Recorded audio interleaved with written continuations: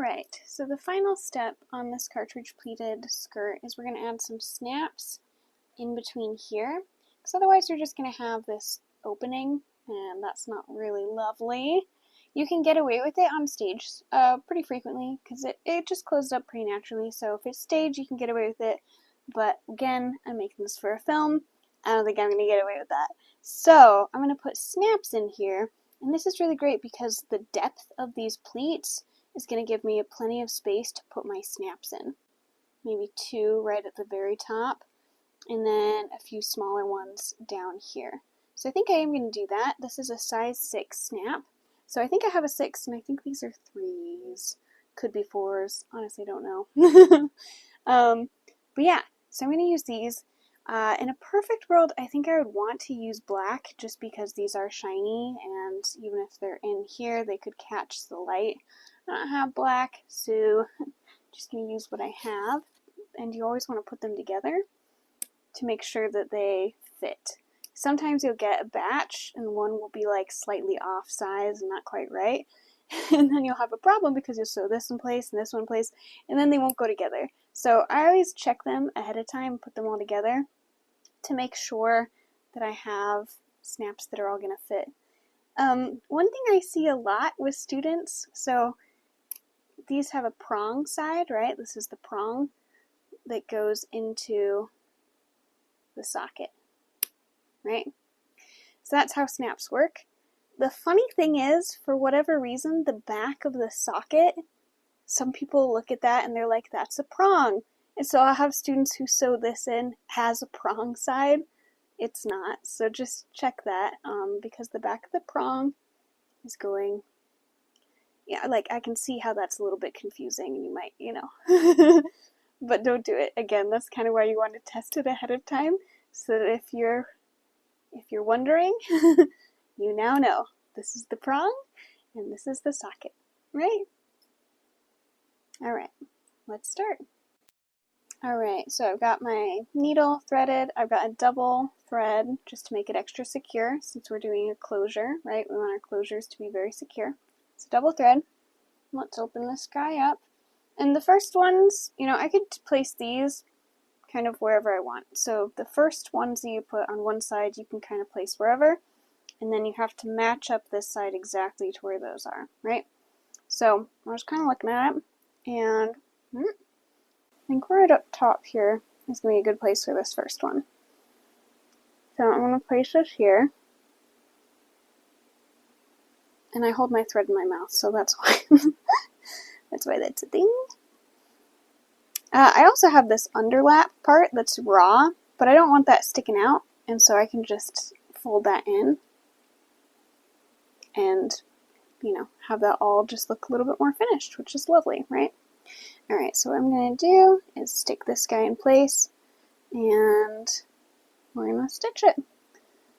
These, once again, just like all of our other closures, we want to have at least 3 stitches in each of these holes, and in a perfect world you're using a button thread. I'm using Solomide because that's what I have at home, and because Highmark has gone out of business, so I need to figure out where one gets button thread these days. But yeah, nice thick button thread is the most ideal.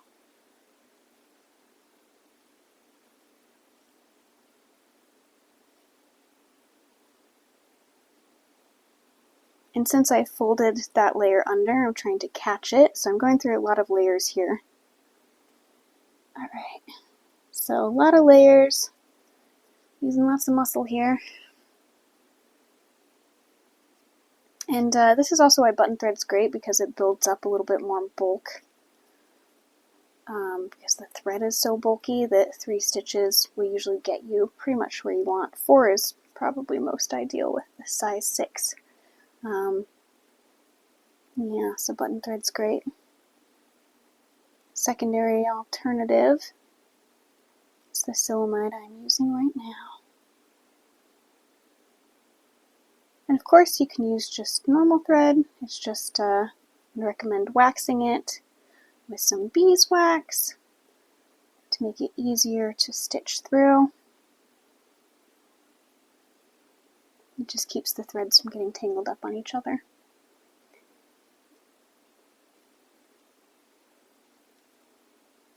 Ooh. A lot of layers. Alright, so this is what we want. We want something that is, we want something like this, where it's several stitches built up right next to each other, really neatly, looking really nice, and very strong, right? And then underneath, I don't care about this underside, it's not pretty as it is, so I don't need to worry about where my stitches go here. So I'm just going to cross under, like this, and there's just a long thread going behind to move me to my next position, right?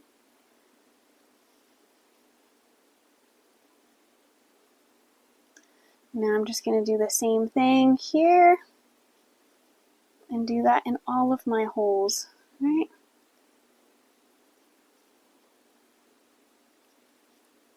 I'll just build these up.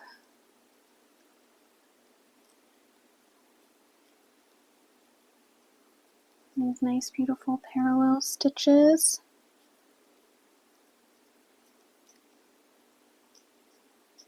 And this is prettier actually than my first one because that one was a little bit bulkier right there.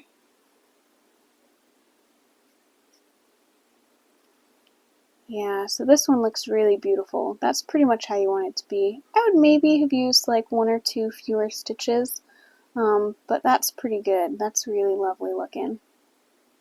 Yeah, really lovely. You want something like that, and to just go ahead and do those for all of these so we have something really beautiful built up. Yeah.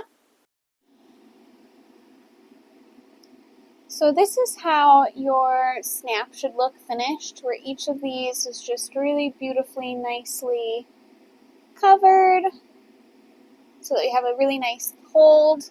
On the back of these, I've just, have a thread going between each of the corners. I had to use another piece of thread, so there's only one here, and one here. But, yeah, depending on if the other side is visible, what you would do is you would do the same thing that we did here, where you'd have just one pinprick, one tiny stitch going all the way through the layers like this, and then you stitch the other stitches through just the top layers, right? But of course this is on the inside of a garment, and this is on the inside, so it doesn't need to be fancy. But this, you should care about your craftsmanship and make it just really beautiful looking like this, right?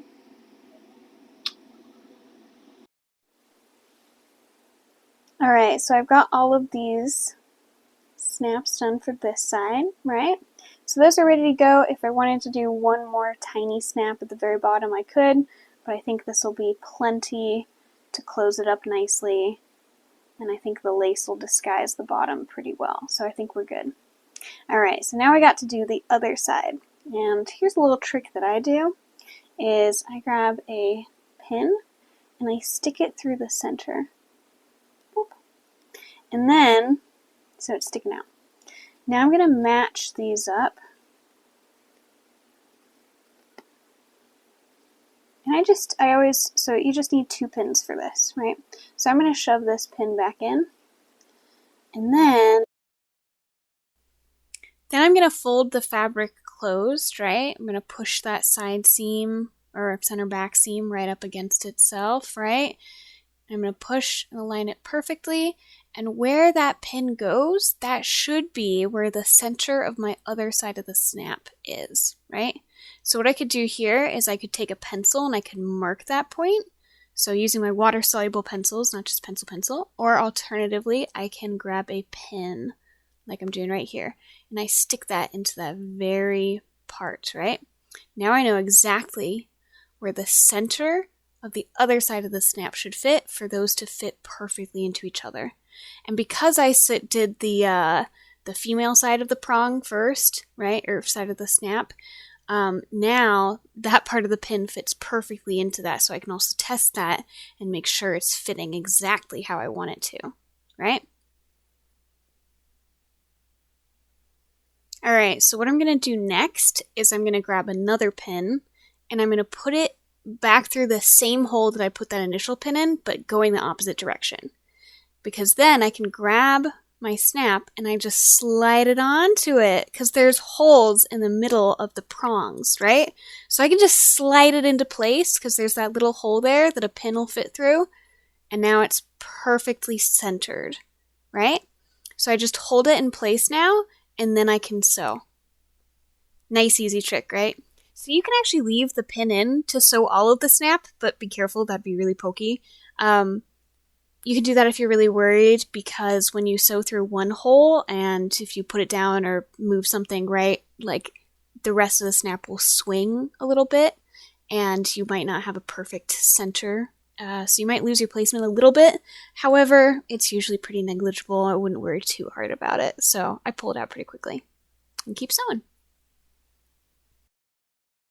So as I'm going along this fold, I want to make sure that both folds are folding up perfectly flat against each other. I don't want to get like little bloops in between, right? This is an alternate method of using the pin. I can just put the pin through, right, from one side to the other. So this way is a lot faster, a lot easier. So if you want to use a single pin, then I can just slide the other side of the snap right on top of this one, right? So you can also do it in just one go. All right, let's check it out, the fruits of our labor. Just looking at it, you can't even tell where the seam is, right? So I kind of have to do a little bit of digging, or if you're looking for it, you can tell. But really, it's really nice. I also have that pattern piece, that beautiful part of the lace that also kind of helps disguise that. And then just having cartridge pleats, they really do hide a lot of sins. So yeah, there we go. I've got all of these snaps. We just snap on up. It'll close that part of the skirt. And then we have our skirt hook and bars on the waistband. And looks great. Nice, flat, beautiful.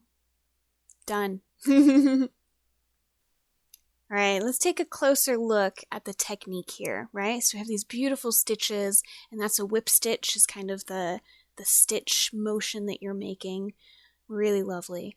Now, I always want my crossover stitch, my stitch that's between one hole to the other, to be on the underside, because if it's on top, I'm going to get a lot of rubbing, right? I'm going to stick these two together, and they're going to rub and twist up against each other, and that's going to make that thread snap really easily. And especially in theater, actors abuse their costumes like no other. That is not going to last throughout a show. You're going to be sewing that snap on again and again and again, right? So do it right the first time, so you don't have to do it 10 times. You'll also want to hide your knots for the same reason. If they're sticking out on top and that's a high point of abrasion and friction, it's going to unravel pretty easily, and you're going to have to redo this snap because it's going to come loose, right? So hide your knots. You can put the knot on the underside of the garment if it's not visible, right? So underneath is great. If not, you can do it underneath the actual snap. So there you go.